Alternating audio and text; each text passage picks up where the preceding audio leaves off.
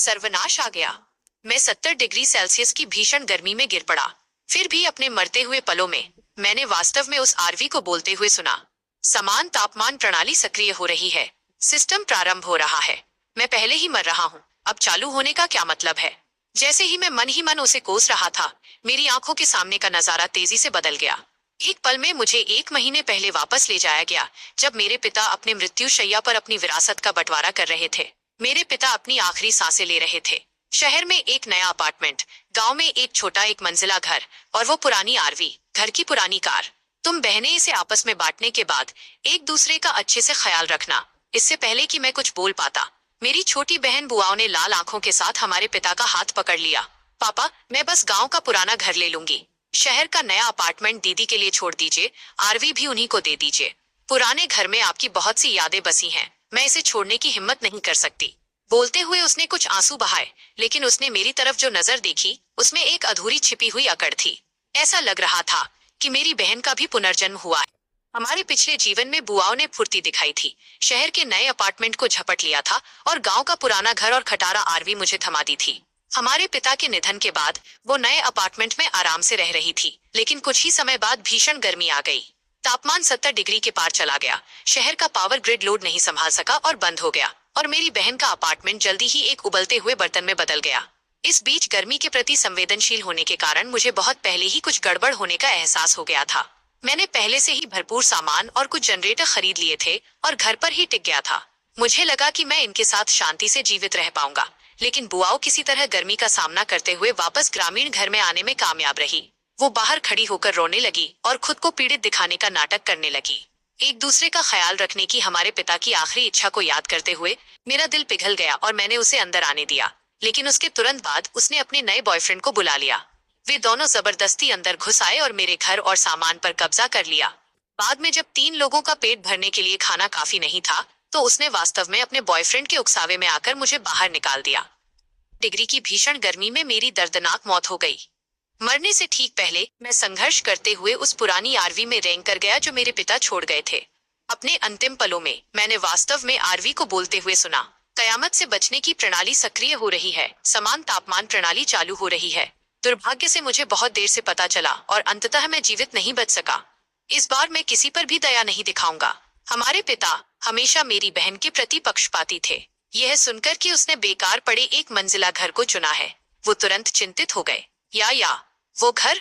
पापा, मुझे पता है, लेकिन जब से हम छोटे थे आपने हमेशा मेरा ही पक्ष लिया है। इस बार मेरी दीदी की बारी है कि वो अच्छे जीवन का आनंद ले। मेरे पिता अब और बोल नहीं सकते थे। उन्होंने गुजरने से पहले केवल मेरी बहन का अच्छे से ख्याल रखने का एक अंतिम शब्द छोड़ा। एक वकील को गवाह बनाकर हमने विरासत वितरण समझौते पर हस्ताक्षर किए। दीदी, क्या आपको सच में लगता था कि पापा ने केवल संपत्तियां और वो टूटी हुई कार छोड़ी थी? तुम्हारा क्या मतलब है? पुराने घर में मिंग राजवंश का एक पैतृक फूलदान है। अंदाजा लगाओ कि इसे बेचकर मुझे कितने पैसे मिल सकते हैं। इस पैतृक फूलदान के बारे में पापा ने मुझसे कभी जिक्र नहीं किया था। मुझे उम्मीद नहीं थी कि वो इस हद तक पक्षपाती हो सकते हैं। एक तरफ हटो, मैं अपना सामान पैक करने वापस जा रही हूँ। मैं आज ही पुराने घर में शिफ्ट हो रही हूँ। आप नए अपार्टमेंट में मजे कर सकती हैं।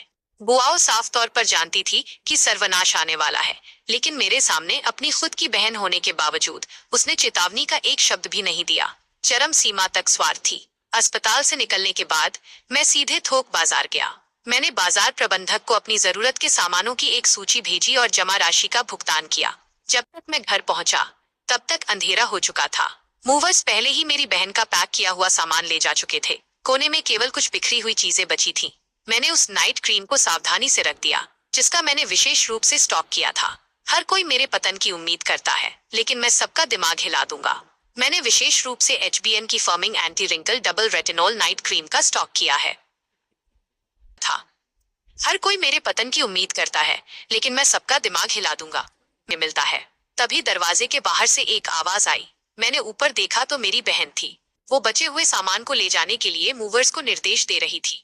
मैं जल्दी से अपने कमरे में गया, कपड़े बदले और बाहर आया। दीदी, आज से मैं अपने बॉयफ्रेंड के साथ रहने के लिए पुराने घर में जा रही हूँ। अब से जब तक कि कोई जरूरी काम ना हो, मुझसे संपर्क मत करना। संपर्क मत करना? यही तो मैं चाहता हूँ। अगली सुबह तड़के आवासीय परिसर की भूमिगत पार्किंग में मुझे वो खटारा आरवी मिली जिसे लंबे समय से नहीं चलाया गया था। मैं आरवी को एक एकांत स्थान पर ले गया और उसके रहस्यों को खोजना शुरू कर दिया।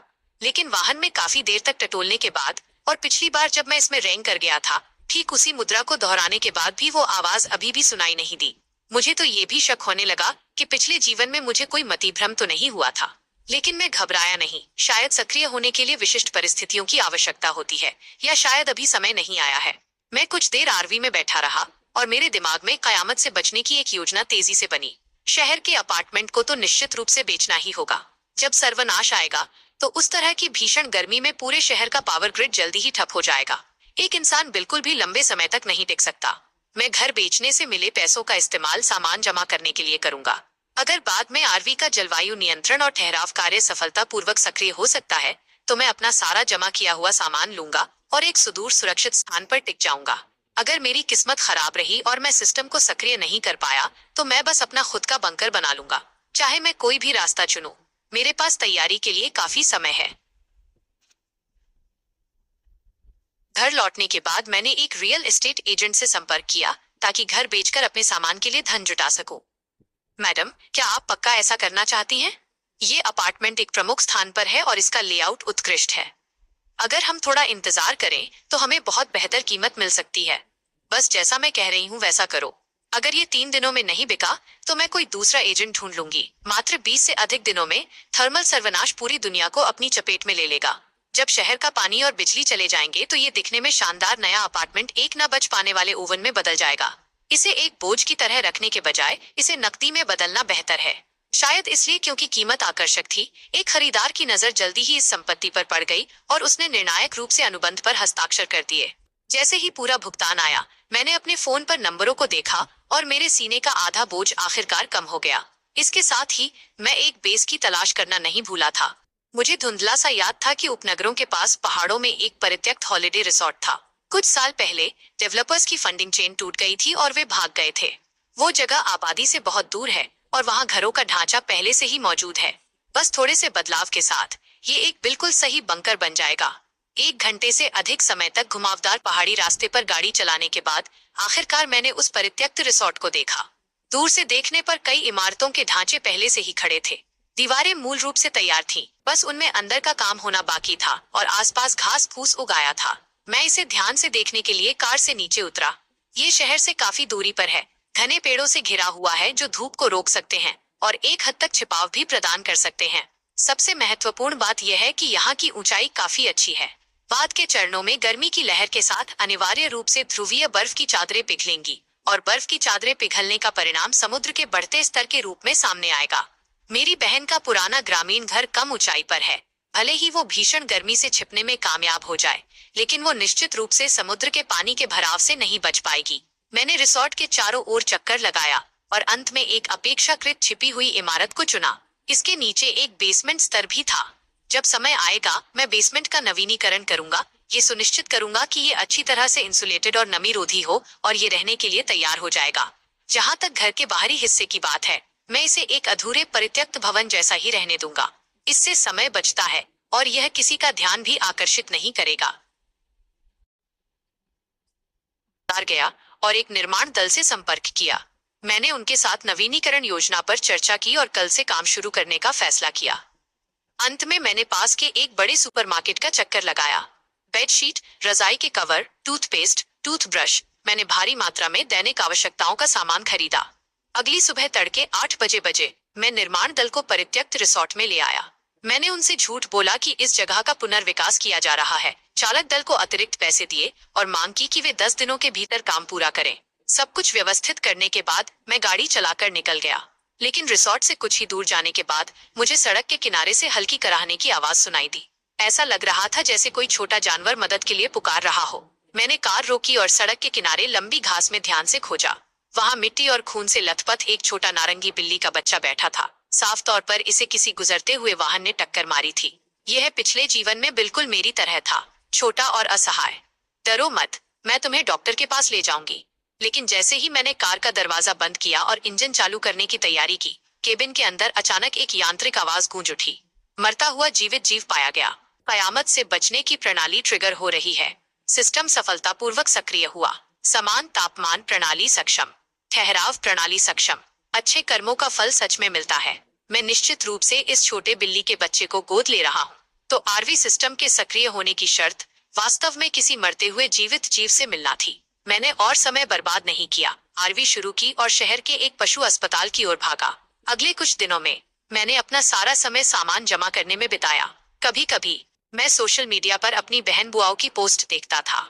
उसने पैतृक फूलदान बेच दिया था और अपने नए बॉयफ्रेंड के साथ मिलकर पुराने ग्रामीण घर से एक बंकर बना रही थी। वो साफ तौर पर जानती थी कि भीषण गर्मी सालों तक चलेगी, लेकिन उसने समुद्र के बढ़ते स्तर के छिपे हुए खतरे पर विचार नहीं किया। वो अभी भी अपनी पसंद को लेकर अकड़ दिखा रही थी, ये सोचकर कि सामान और एक नए रूप में ढाले गए पुराने घर के साथ वो सर्वनाश से सुरक्षित बच जाएगी। इससे भी अधिक हास्यास्पद बात ये थी कि शुरू से अंत तक उसे कभी पता ही नहीं चला कि जिस पुरानी आरवी से वो इतनी नफरत करती थी वो वास्तव में एक सच्चा खजाना थी, और ये सब उसने व्यक्तिगत रूप से मुझे सौंप दिया था। 10 से अधिक दिनों के बाद बेस का नवीनीकरण पूरा हो गया। सारा सामान धीरे धीरे पहुंचा दिया गया। जनरेटर और सोलर पैनल लगा दिए गए, यहाँ तक कि पहाड़ी झरने का पानी भी इमारत में पाइप के जरिए पहुंचा दिया गया था। मैं इसे कुछ दिनों के लिए हवादार होने दूंगा और फिर मैं धीरे धीरे अपना सामान अंदर ले जाना शुरू कर सकता हूँ। बिल्ली का बच्चा भी पशु चिकित्सक के यहाँ से छुट्टी मिलने के लिए लगभग तैयार था। तभी मेरे फोन की घंटी बजी। वो बुआओ थी। दीदी, क्या आप अपने शहर के नए अपार्टमेंट में आराम से रह रही हैं? कुछ ही दिनों में मौसम बहुत गर्म होने वाला है। अगर शहर की बिजली चली गई तो आपकी हालत खराब हो जाएगी। तुम्हें उसकी चिंता करने की जरूरत नहीं है। मैंने अपार्टमेंट पहले ही बेच दिया है। बेच दिया? तुमने इसे कितने में बेचा? मुझे बताने दो। उस घर को बेचने से मिले पैसों में मेरा भी हिस्सा है। तुम क्या बकवास कर रही हो? विरासत वितरण समझौता? क्या तुमने विरासत बांटते समय पहले ही उस पर हस्ताक्षर नहीं किए थे? आपने ये नहीं बताया था कि आप इसे बेचने जा रही हैं। आप अभी कहाँ हैं? मैं अपने पैसे लेने आपके पास आ रही हूँ। अपने सपनों में। मैंने फोन काट दिया। मुझे लगा कि मेरी बहन कुछ अजीब व्यवहार कर रही है। वो प्राचीन फूलदान बहुत सारे पैसों में बिकना चाहिए था। अभी उसे अपना बंकर बनाने में निवेश करने में व्यस्त होना चाहिए था। तो वो इस बात पर मुझसे लड़ने में समय क्यों बर्बाद करेगी? मैंने पता लगाने के लिए हमारे एक आपसी दोस्त से संपर्क किया, तो पता चला कि मेरी बहन ने एक ऐसा अपडेट पोस्ट किया था जिसे उसने मुझे देखने से ब्लॉक कर दिया था। बड़े धोखेबाज ने मुझे मूल्यांकन के लिए प्राचीन फूलदान लेने का झांसा दिया, फिर मुड़कर मुझे अपने संपर्कों से हटा दिया। मैंने पहले ही पुलिस को फोन कर दिया है। मुझे तुम्हें पकड़ने मत देना। बंकर पूरा होने के तीसरे दिन बाहर का तापमान पहले ही 50 डिग्री सेल्सियस को पार कर चुका था और ये लगातार बढ़ रहा था। मैंने एक छोटा फोकलिफ्ट किराए पर लिया और धीरे धीरे सारा सामान बंकर में ले गया। जहाँ तक मेरी बहन का सवाल है, क्योंकि उसका प्राचीन फूलदान धोखे से छीन लिया गया था, इसलिए उसके पास पर्याप्त सामान जमा करने के लिए पैसे नहीं थे। इसलिए हाल ही में वो पागलों जैसा व्यवहार कर रही थी, मुझसे संपर्क करने की हर संभव कोशिश कर रही थी। दीदी, आप कहाँ हैं? ये पैसों के बारे में नहीं है। मुझे सच में आपसे मिलकर कुछ कहना है। ये एक आपातकालीन स्थिति है।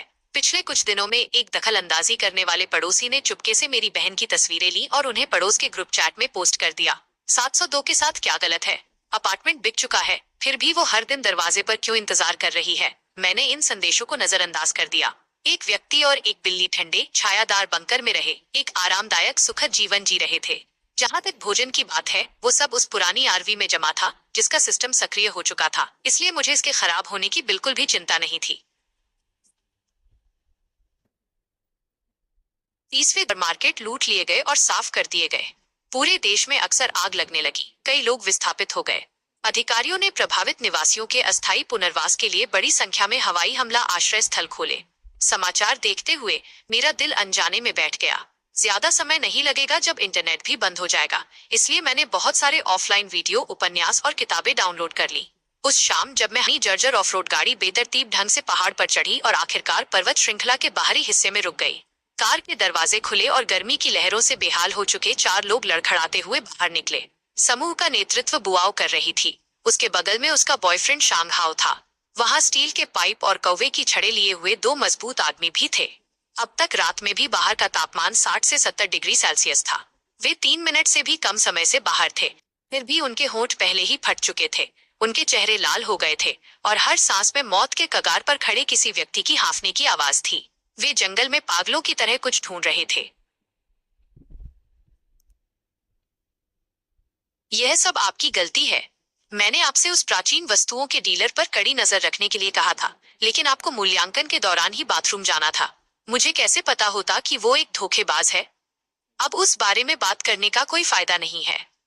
आप देख सकते हैं कि मौसम लगातार गर्म होता जा रहा है। अंतिम भुगतान के बिना वे हमें सामान नहीं देंगे। जल्दी करो, कोई उपाय सोचो। आप चाहते हैं कि मैं कोई उपाय सोचूं? क्या आप मर्द भी हैं? क्या आपकी अपनी सगी बहन अभी भी नहीं है? वो आपको इस तरह मरते हुए तो नहीं देखेगी, है ना? आपकी हिम्मत कैसे हुई उसका नाम लेने की? वसीयत मिलने के बाद क्या आपने ही मुझसे उससे सारे रिश्ते तोड़ने के लिए नहीं कहा था? अब उसने अपार्टमेंट बेच दिया और कहीं दूर चली गई। मुझे नहीं पता कि वो कहाँ गई। मुझे समझ आ गया। क्या आपको अपने पापा की आरवी का लाइसेंस प्लेट नंबर याद है? बिल्कुल याद है। आप क्या करना चाहती हैं? ट्रैफिक कैमरों की जांच करो। चिंता मत करो, मेरी जान पहचान है। चांग, मेरा एक काम करो, उसके पड़ोस के चौराहों के कैमरे निकालो। यार, ऐसे समय में भी आपके पास जासूसी करने का समय है? अरे, क्या आप लोग इस गर्मी में बच पा रहे हैं? पिछले कुछ दिनों से इतनी गर्मी है कि सड़कें खाली पड़ी हैं। मेरा धंधा चौपट होने वाला है। बकवास बंद करो। अगर तुम उसे ढूंढ लोगे तो मैं तुम्हें पैसे दूंगा। उन्होंने मॉनिटरों के सामने कई दिन बिताए और आखिरकार उस सामान्य दिशा का पता लगा लिया जहां आरवी गई थी। आपकी बहन चालाक है। वह जानती थी कि पहाड़ों में भागना है। दुर्भाग्य से पहाड़ों में कोई कैमरे नहीं है। कौन जानता है कि वो वास्तव में कहाँ छिपी है? जब तक हमें सामान्य क्षेत्र का पता है तब तक काम चल सकता है। हमें बस जाकर खोजना होगा। आपके लिए कहना आसान है। आप पिछले कुछ दिनों से बाहर नहीं निकले हैं, इसलिए आपको नहीं पता कि बाहर पहले से ही 60 से 70 डिग्री तापमान है। अगर आप बाहर आधे घंटे भी टिक गए तो मैं आपको अपने पिता समान मानूंगा। मैं पहले से ही इस तनाव में हूँ कि आपको वापस कैसे भेजूं। मेरे यहाँ मुफ्त में रहने की मत सोचना। मैंने ज्यादा खाना तैयार नहीं किया है। चलो आपके भाई की ऑफ रोड गाड़ी उधार लेते हैं। हम आज रात कोशिश करेंगे। वे लंबे समय तक पहाड़ों में भटकते रहे। वे जो पानी लाए थे वो पहले ही खत्म हो चुका था। जब वे हार मानने ही वाले थे तब याओ ने इस भीषण गर्मी में एकमात्र अजीब बात देखी। पहाड़ी जंगल के घास फूस और झाड़ियां धूप से झुलसकर काली पड़ चुकी थीं, सिवाय घास की एक पतली निरंतर रेखा के जिसमें अभी भी हरे रंग का अंश था। इसके नीचे मुख्य पानी का पाइप दबा हुआ था जिसे मैंने भूमिगत झरने से अपने बंकर तक पहुंचाया था। डूबते को तिनके का सहारा की तरह समूह ने पाइपलाइन की दिशा का पीछा किया। आखिरकार वे ठीक मेरे बंकर के स्थान के ऊपर रुक गए। बुआओं ने अधूरी इमारत की तरफ चिल्लाते हुए कहा, दीदी, मुझे पता है कि आप अंदर हैं। जल्दी से दरवाजा खोलिए। पापा की अंतिम इच्छा की खातिर मुझे बचा लीजिए। मुझे पता है कि मैं गलत थी, मैं पहले नासमझ थी। कृपया मुझे जीने का एक रास्ता दे दीजिए, ठीक है? एक संक्षिप्त सन्नाटे के बाद बुआओं ने तुरंत अपना पाखंडी मुखौटा उतार फेंका। तुम कृतघ्न जीव, तुम्हें उन 50 लाख के साथ यहाँ छिपने और जीवन का आनंद लेने का क्या अधिकार है? मैं तुम्हें बता दूं, अगर तुमने आज दरवाजा नहीं खोला तो हम तुम्हारा पानी का पाइप तोड़ देंगे। देखते हैं तुम अंदर कब तक टिक पाती हो। जैसे ही ये शब्द खत्म हुए, शांगहाओ अपनी स्टील की पाइप लहराते हुए उस जगह की ओर भागा जहां पाइपलाइन खुली हुई थी। स्टील की पाइप खाई के सुरक्षात्मक आवरण पर जोर से टकराई, जिससे एक बहरा कर देने वाली तेज आवाज हुई। कमरे के अंदर शाओ जू तेज आवाज और कंपन से चौंक गई। डरकर वो उस वेंटिलेशन छेद से बाहर भाग गई जिसे मैंने छोड़ रखा था। अरे नहीं, वेंटिलेशन का छेद ठीक से बंद नहीं था। निगरानी कैमरे के माध्यम से मैंने शाओ जू को दरवाजे के बाहर सूखी घास में सिर के बल कूदते देखा। 70 डिग्री के तापमान और शाओ जू के छोटे से शरीर के साथ उसे अपनी जान गंवाने में ज्यादा समय नहीं लगेगा, ठीक वैसे ही जैसे पिछले जीवन में मेरे साथ हुआ था। दीदी, क्या ये आपकी बिल्ली है? देखो मुझे क्या मिला। तुम इसे मारो। मेरे पास बिल्कुल ताकत नहीं बची है, तुम करो, मारो। ये जगह मैंने ढूंढी है, अब कुछ मेहनत करने की तुम्हारी बारी है। गाड़ी चलाकर यहाँ मैं ही लाया हूँ, है ना? वे सभी अपने दिलों में जानते थे कि इस घातक गर्मी की लहर में हर छोटी हलचल उन्हें मौत की ओर धकेल रही थी। ऐसा लगता है कि उनका गठबंधन आखिरकार बहुत मजबूत नहीं था। मैंने तुरंत अपना फोन निकाला, आरवी का रिमोट नियंत्रण प्रणाली खोला और स्टार्ट बटन दबाया। बेसमेंट का छिपा हुआ निकास धीरे धीरे खुला। वो पुरानी आरवी भूमिगत से चुपचाप ऊपर उठी, जिस पर उस समूह का बिल्कुल भी ध्यान नहीं गया। भाभी, जल्दी अंदर आओ, जल्दी। बिल्ली के पीछे कार में जाओ। वे आखिरकार एक 4 पैरों वाली बिल्ली से तेज नहीं भाग सके। जैसे ही शाओ जू ने आरवी में छलांग लगाई, मैंने तुरंत रिमोट दबाया और केबिन का दरवाजा बंद कर दिया। दरवाजा खोलो, खोलो। मैंने जानबूझकर ड्राइवर की तरफ का दरवाजा अनलॉक कर दिया। दरार से तुरंत ठंडी हवा बाहर आ गई।